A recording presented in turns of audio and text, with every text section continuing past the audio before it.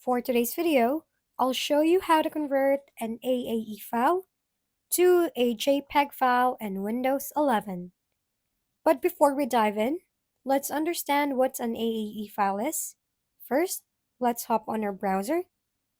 Next, let's search for what is AAE.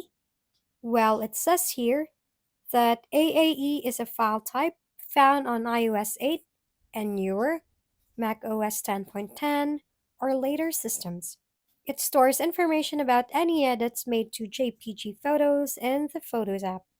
Since AAE files are not image file types like JPEG or PNG, they cannot be converted to JPEG files. They're more like information files that stores edits made to pictures on Apple devices. So, attempting to convert them is like trying to turn a Word document into a photo, which is not possible. Currently, there's no reliable way to convert AAE files to JPEG, and the best approach is to import your photos using a different method that only transfers the original image, excluding the AAE file. Beware of online converters claiming to do this, they won't work. So remember, AAE files are information documents and not actual photo files. That's it.